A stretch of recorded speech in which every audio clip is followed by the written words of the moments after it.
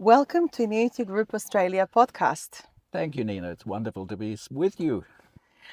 Professor James Trevelyan is Emeritus Professor of Mechatronics, and he is in Sydney for a particular reason. Could you please explain why are you in Sydney today? Well, we were very honoured because we collected a Good Design Award for my air conditioner, Coolzy. Coolzy has been named as the best design in Australia this year. It's not necessarily the best design because it's the only one of its class.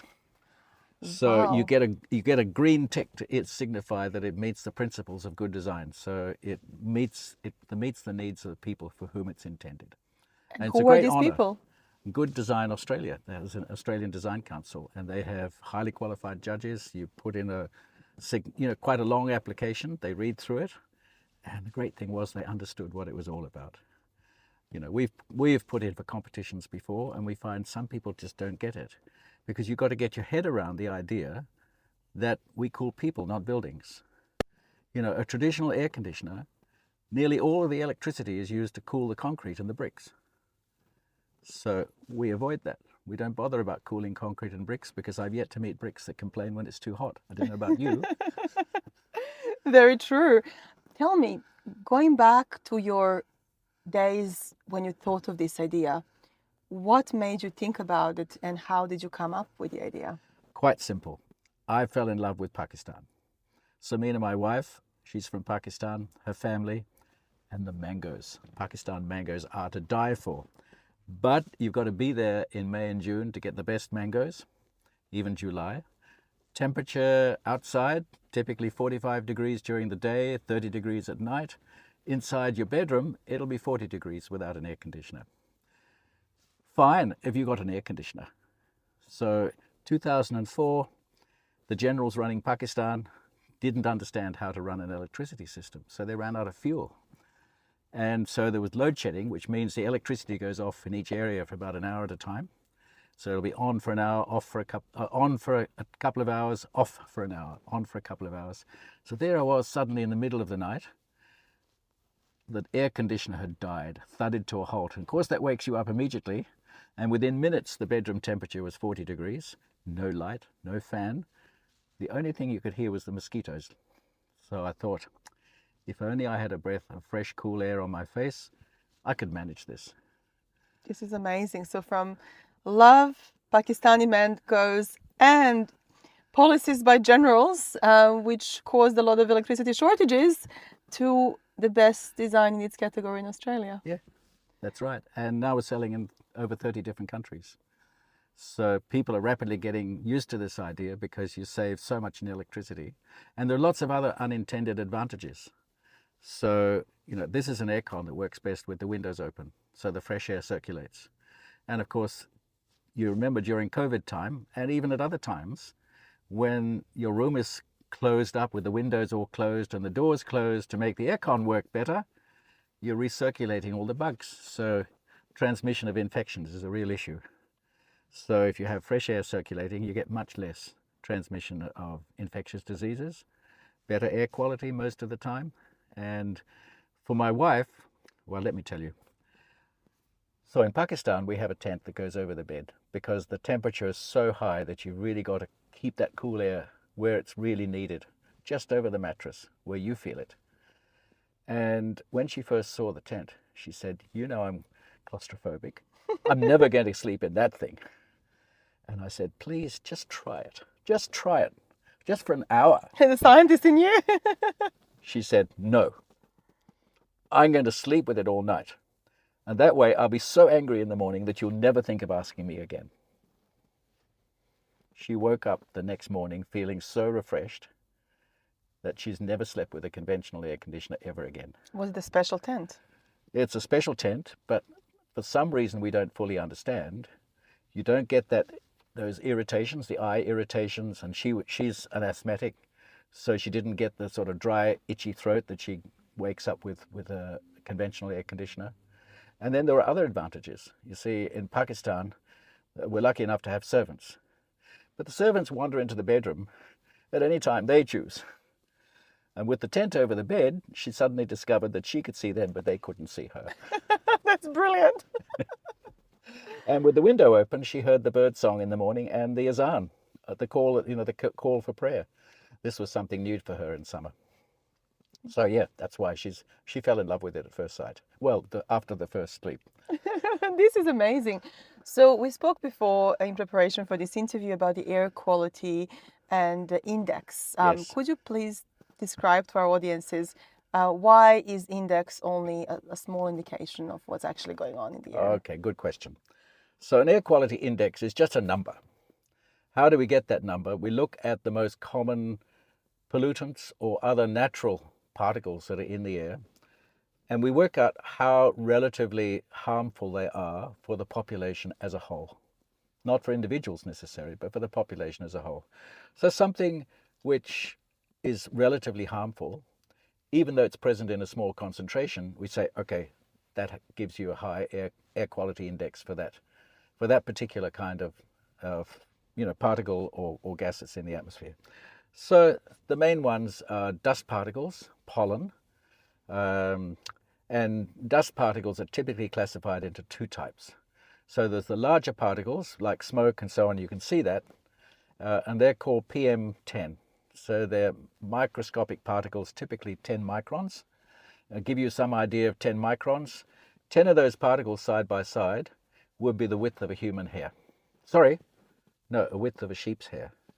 No, the human hair, you're right, human hair. So the human hair is about 100 microns. The really nasty particles are much finer. They're called PM2.5. And they're so small that they're much harder to see, and you need specialized detection equipment for that.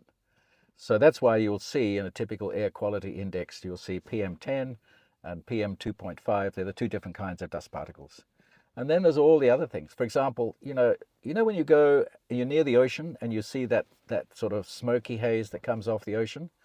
So that's salt particles and spray, salt spray. But which those is are good for you. us. Yes, it's good that's for right. you see? So that's why you can't generalize and simply say, okay, the air quality is 80 today, that's bad. It depends what the cause is. And so if you go on a good website, they'll break it down to the different pollutants, and you can see. Now, of course, the trouble is we've all got different sensitivities.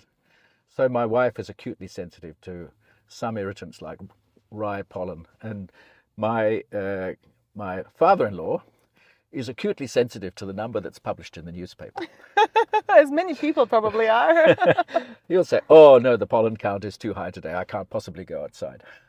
And not But, every pollen is you know, alike. Yeah. exactly, we're all different, but those N95 masks that we got used to during COVID, they're really good. So you put them on, then you can dramatically reduce the effect of any dust particles in the air. Of course, what they won't stop is gases. So there's a couple of gases that are typically problematic.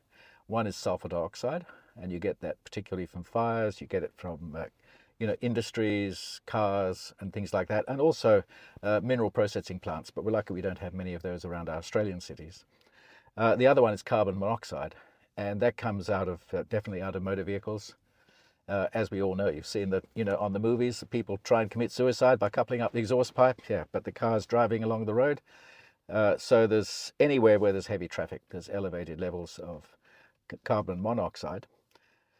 We've gradually, as we become more aware of the effects of these pollutants, gradually we take action to eliminate them. So one that we have managed to eliminate pretty much over the last few decades is lead. How did we do that? So lead was first used on a wide scale in petrol to improve the fuel efficiency of engines. Now, a typical car today, you'll get 7 to 12 litres fuel consumption per 100 litres. Without lead, you would get anywhere from 20 to 40 litres per 100 kilometres fuel consumption. So that was the big advantage of adding lead to petrol. But of course, that lead got into the atmosphere and it started to accumulate in our bloodstreams, and particularly with kids, living close to major traffic routes. Lead particles are pretty heavy, so they fall to the ground relatively quickly, but they can still cause problems. So we eliminated the lead from petrol over time. So that's why you see the sign ULP, unleaded petrol. Okay. Yes. So that was introduced, And still some places will sell, you'll find the old standard petrol because some engines can't take the more modern petrol. But we've pretty much eliminated that these days. You know, they've got additives. They've overcome those problems with the older motor cars. They can use the unleaded petrol and so that's basically what it's all about. And that octane reading, you know, the 91, the 95, the 98 or whatever, that just indicates the amount of stuff that you had to add to petrol to stop that knocking that would otherwise occur and increase your fuel consumption. So when you're making your product, when you're designing it, did you have to take all these things into consideration? Initially, no. Really? But then we realized that there could be a market, particularly in Southeast Asia, for a combined air conditioner and air purifier. Was it difficult to Yeah, combine? it was difficult.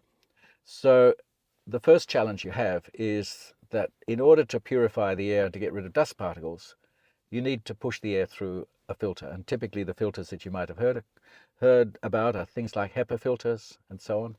And although the filters are very cleverly designed, it still requires more effort to push the air through. So again, So you electricity. compromise the cooling performance. The second thing is that you can't remove pollutant gases just with a filter. So we had a look at this, and with our little air conditioners, you use them with the windows open, right, to get the fresh air. So we were looking at markets like Indonesia, Jakarta, Delhi. And to give you some idea of the air pollution levels in Delhi, for example, Sydney on a good day today, like the blue sky and so on, the air quality index is about anywhere between 15 and 20. 50 is when you get to visible pollution. Yeah, I've been in Delhi when the air quality index has been over 400. And of course, you would need a And mask for that's that. the Yeah. time when you really need to think seriously about an air purifier if you're going to avoid health problems. And so, I mean, local people, you say, might get used to it, but no, it's never true. You see that local people are suffering from this at all. And a lot of the air pollution in Delhi comes from outside the city, a fair bit from inside, so diesel-powered buses that are poorly maintained and so on. You know, engineering like that is really expensive in India. I won't go into the reason why. It sounds counterintuitive because you think labor costs are low, but actually the cost to get the similar result is higher. So that's why you see, you know, poorly maintained engines and so on and so forth, spewing visible fumes into the air. The farmers, they like to burn off their stubble, so that smoke creates a lot of air pollution and so on and so forth. And in cities like London and European cities, of course, they experienced this problem in the 1950s, because I can remember growing up in London, you'd have these smog that would come over. You could not see further than the bonnet of your car.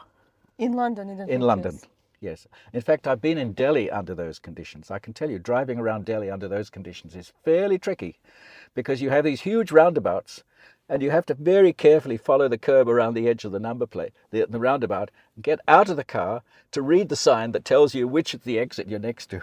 Unbelievable. So the pollution is that yeah, bad. and you know, so how did we get over that in Europe? We introduced legislation to have clean coal for a start in Britain.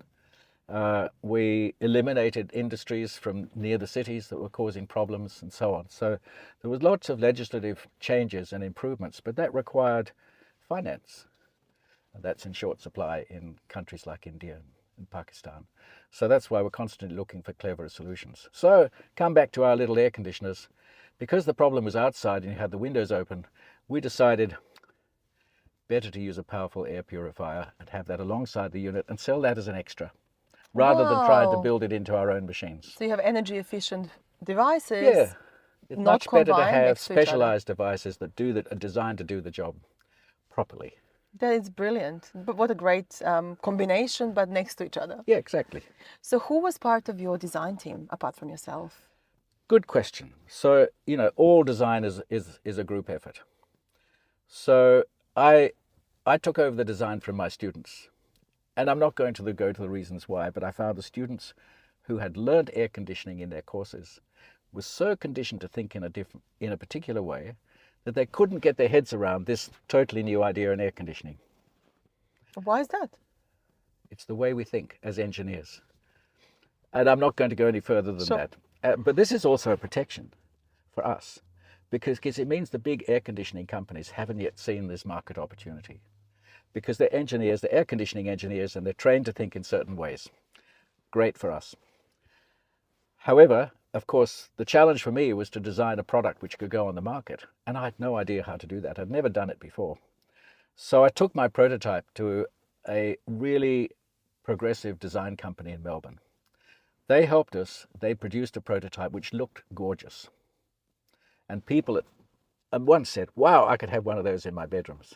But it was big, and I knew it was going to be too big and heavy. So I took it to a factory in China and I said, please make 50 of those, just 50 copies, because many of the Chinese factories are very good at copying. This factory is a legitimate copier. You know, they won't copy it illegally. And they looked at it and they shook their heads. They said, no one will ever buy it. Too big. It's just too big and bulky. There's too much material in it. But we've got this cute little portable air conditioner. Why don't you combine your technology with our portable air conditioner? So another There challenge. we were. Another challenge for you, though, Yes. as an engineer. And, you know, I had to go into a bit of psychology here because my first reaction was, no, you would never get the required level of thermodynamic performance. You know, because you want the minimum energy used, because the unit is sitting in the room. Obviously, cool air is coming out one side, but warm air is coming out the other side. You can't just get rid of heat like that. And the warm air is supposed to go to the ceiling where you can't feel it. But if you get too much warm air, that's not a good thing. But I thought, I'm going to get a better result if they try and prove to me that their design will work than if I tell them to follow my design. It worked.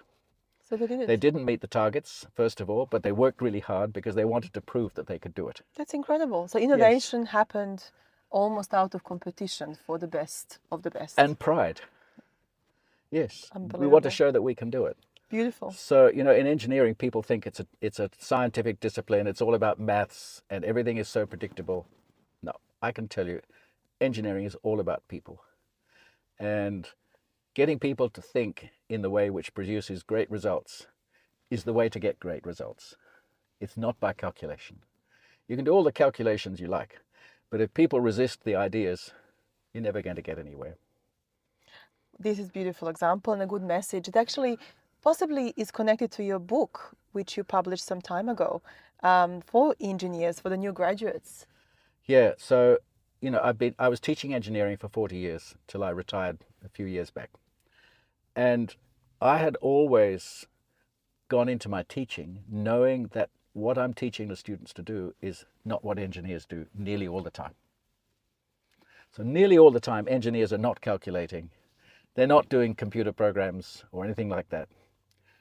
Engineers are out there trying to make sure that the ideas that they start with get implemented by the people who build the things that they're responsible for. Because no one ever precisely follows the instructions. You know, they all think they know a little bit better than you do. They say, oh no, it's better if it's done this way. And as an engineer, you go and look at it and you say, if I interrupt and tell them that's the wrong way to do it, they'll give me the two-fingered salute. But if I go there and say, look, listen, yeah, it's okay to do it that way, but if we do it that way, we're going to end up with something which doesn't quite perform the way the client is expecting.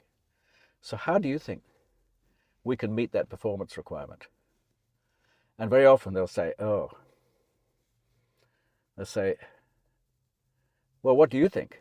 And they'll ask me, you see. But if I tell them what they have to do, then they'll resist it. So it's human psychology It's again. human psychology once again.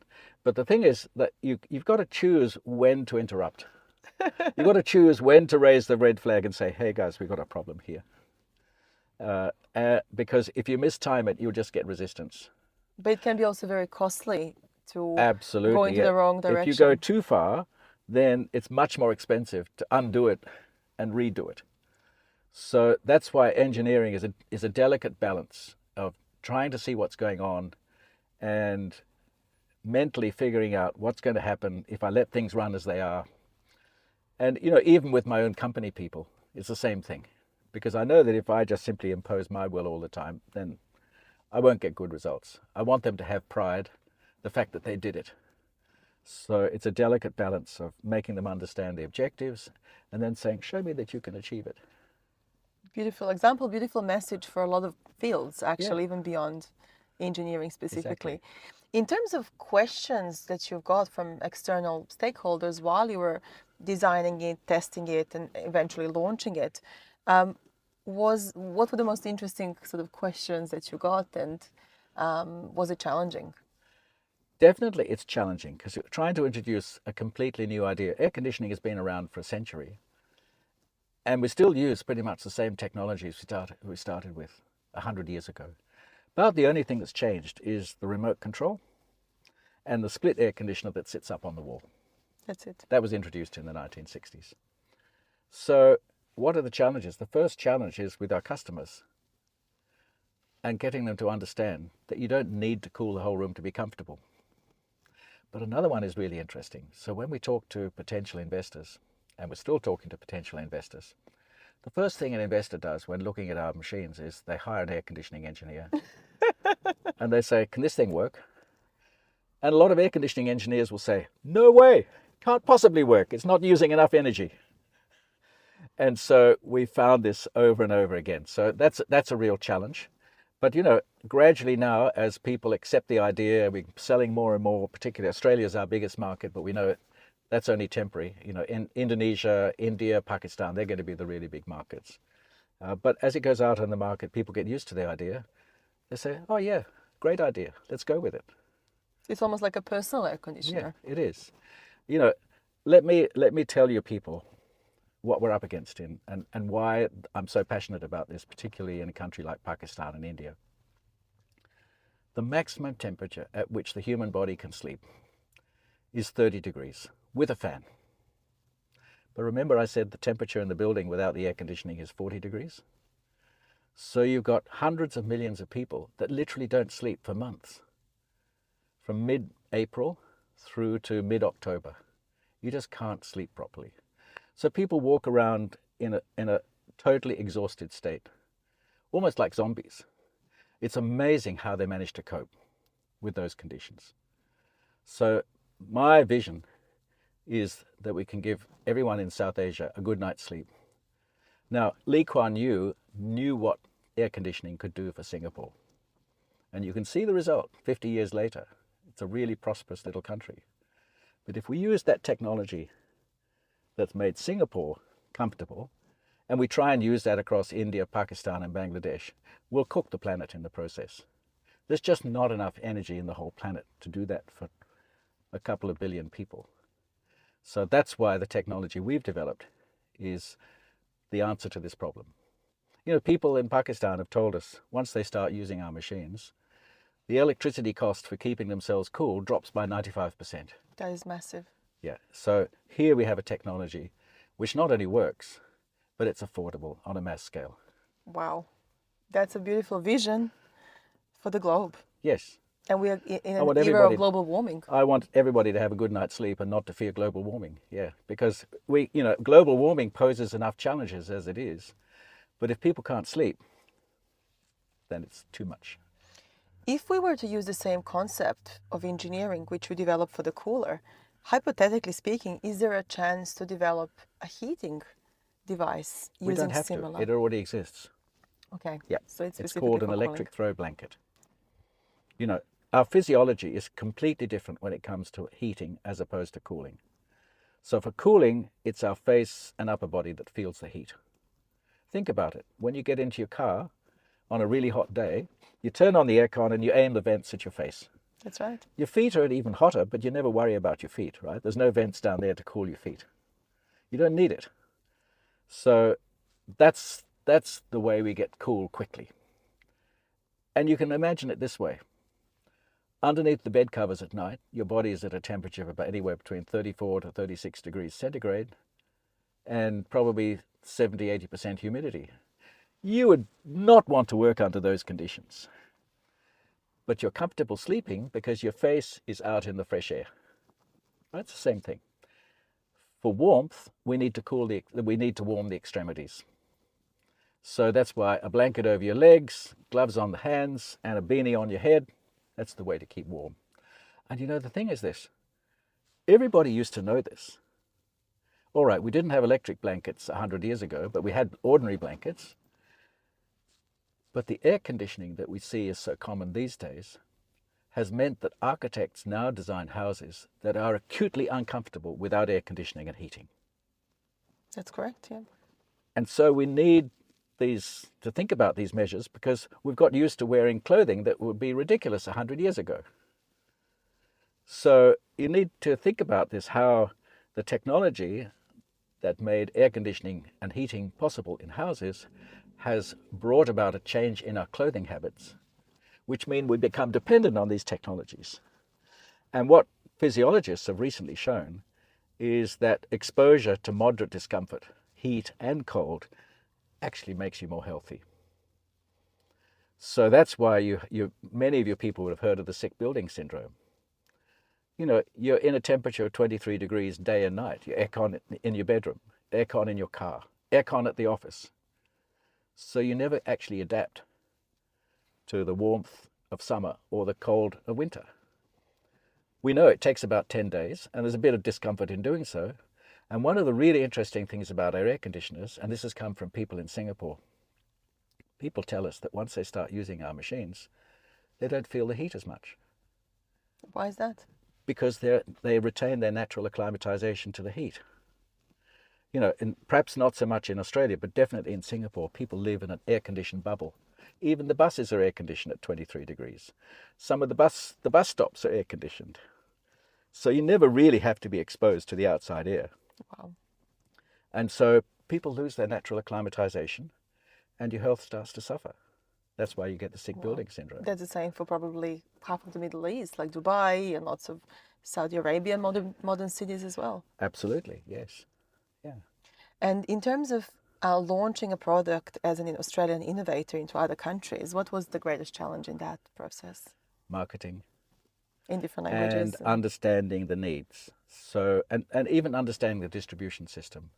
So we first launched in Pakistan. You know, my wife, Samina, she was with me. We had this stack of 1,000 boxes in our lounge and dining room in Lahore, just arrived from China, 2016. And we looked at each other and we said, well, Professor, what do we do now? And her response was, pray. Brilliant response. So we had family connections with a nice department store. And we thought, okay, we'll launch in the department store. And they said, well, you'll have to advertise to get people to come and buy them. So we thought, well, you know, we're too small to advertise with billboards and things like that, and too expensive to do it on TV. So we did it online with Facebook, which was just getting started. The digital advertising in Facebook was just getting started in those days. And we got inundated with requests from all over Pakistan. So luckily, the Amazon of Pakistan, which is called Daraz.com, they were just getting started. So we listed our product on Daraz. And ever since then, we've sold most online because it's so simple. You know, you buy the box, you plug it in, open up the flap, and you get your cool air. Brilliant. You don't need to know how big the room is like you do with a conventional air conditioner. You don't need to think about installation. So it's an ideal product to distribute online, and that's what we're doing. Wonderful. In 33 odd countries around the world now. Yeah. And this is not something that you were accustomed to even in your teaching. This is a completely different, process from teaching and then innovating and then launching a product. Yeah, I mean, it was absolutely. I've had to learn so much along the way, and we've had some really funny experiences. But the one thing that's, I guess, stands out is that even in different communities, people have different expectations. And so you need to understand how people think and what they react to in order to get them over that learning hump, to accept that, okay, this is something different. I think I can use that. You know, like I had one old lady I actually delivered the product to, because every now and again I like to deliver it direct to customers just to experience what, you know, their reaction. And this woman, she was thrilled with it. She was living in an architect-designed eco house, which doesn't need cooling in summer. It doesn't need warming in winter. She said to me, you know, the trouble is it's a little bit too eco for me. That's a All she great wanted was a bit example. of extra cooling. Brilliant, brilliant example. So, we have to open our eyes to customers' needs, and it's different in every country. At the moment, we're opening up in Indonesia, and we've been there for a few years, and we're still learning about the Indonesian market. Because We logistical challenges would be also one of the challenges generally having an archipelago country, Yeah, isn't it? Yeah. like in America, the American people who buy our product think differently to Australians, completely differently. Why is that? We're not quite sure, but you can judge it from the questions that you get. So we've moved away from telephone service because it's very expensive to service phone calls. So we now use chat, and we've invested heavily in, gradually bringing on board artificial intelligence so that the typical questions can be answered instantly and quickly for people. So we have to teach it what the answers are, and it figures out what the questions are. It's difficult if you ask two questions at once. It doesn't always get it right. Quite often gets it wrong. But each country, there's a different set of questions, and you need a different set of answers. Even in English-speaking countries. Even in English-speaking countries. And of course, you've got to remember that America is actually a bilingual society. So there's English and Spanish. And the English that you speak in the north of the country is different from the English you speak in the south. I'm sure if you watch American movies, you can tell the difference in the words and so on and so forth. And people are sensitive to that. So they need messages that are addressed to them in the kind of English that they're used to. Brilliant. And some groups relate well to diagrams. Some want it all spelt out in a lot of text. The Europeans like to read the text. They like to read details and so on and so forth. The Americans just want to come, quick decision. I want to buy it now. That's it. So, and then we get into lots of issues with return policies and so on, because when people reach a quick decision, they don't always make the right one. So we've got to figure out how to make sure, our challenge is to make sure that when the product arrives, it matches the expectations, because that's when people write great reviews. This is amazing. So many lessons in design, integration of new technology, AI, which is sort of at the forefront of everything. I mean, when as if I remember that you were part of a research group which produced Australia's first sheep shearing robot. Is that correct? Yep. Was there any artificial intelligence involved at that time, or was Of it? course. It was. Tell us But about it depends what you call artificial intelligence. And I've stood up at robotics conferences and told people that AI really stands for artificial incompetence. that. Why is that? Until proved otherwise. Right? Because, the difficult, I guess, okay, I think I can speak freely. So amongst computer scientists in particular, there's a significant proportion who believe that computers will inevitably be more powerful than humans in terms of thinking. Isaac Asimov probably thought the same in his books. And the interesting thing is they cling to this like a religious belief, despite the evidence to the contrary. People have been writing in the last 2 or 3 years that computer systems like ChatGPT are going to take over the world within 3 years. And jobs. And jobs and so on. Well, just ask ChatGPT to drive you to the office and see what response you get. So what you have to understand is that these artificial intelligence systems have no idea what they're talking about. No idea at all. There is no understanding behind the computer. The understanding that we have, and we think the computer has because it's spouting back language that looks like it understands what it's talking about, is a figment of our imagination and wishful thinking. It doesn't mean to say that these computer systems with AI are necessarily useless. Just in the last few months, we've seen the launch of weather forecasting by computer systems that learn about the weather patterns. They look at what's happening now and they say, well, this is what I think is going to happen, without any understanding necessarily of what causes it. So until now, we've done weather forecasting with computer models that have been based on mathematical equations about how we think the atmosphere works. And we all thought that that was a great way to do it. It was. But it turns out that teaching a computer and showing it's what's happened in the weather over the last 30 years, it can make more accurate predictions faster, which is great. And we can now make forecasts reasonably accurately 2 weeks ahead. Don't try and think it's going to forecast whether the thunderstorm is going to ruin your afternoon barbecue, mind you. We're not that accurate. Another one is machine translation. So we've actually used that a lot. We've had to translate user manuals and things like warranty statements, service manuals into a dozen different languages. And it works really well.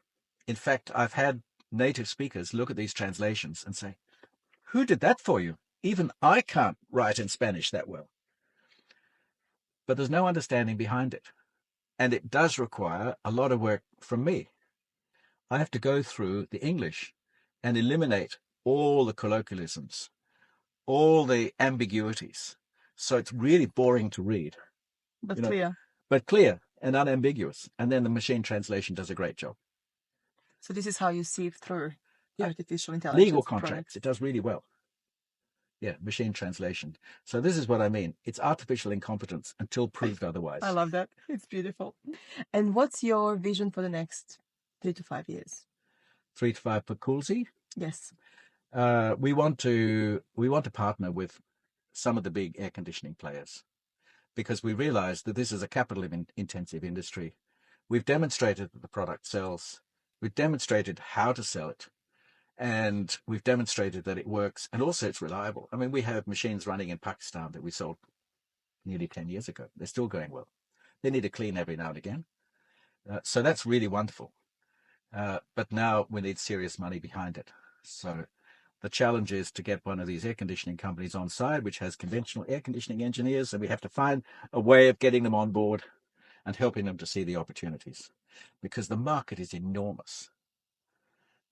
The market in air conditioners is quite small compared with the market for these machines. And the world is getting warmer every year. You've noticed it. It is, and this will increase. Yep. The need for Coolzy. Exactly. Yeah, we're well up in the range of 1.5 degrees centigrade warming. We're looking now at 3 or 4 degrees by the end of the century, unless we can dramatically reduce CO2 emissions. And unfortunately, there's no sign of that yet. Yes, we are starting to turn around in Australia, and there's been some great efforts, but we're running behind schedule even in Australia. And we have the advantage of having the best solar energy potential in the world, apart from maybe Saudi Arabia and North Africa. So it's tough for us. And just re-engineering, all you see are the electricity poles and wires in front of you. All that has to be re-engineered. And a lot of it will have to be replaced. And that's expensive. And, we've got to get used to the idea that we don't have a choice. We have to do this for our grandchildren.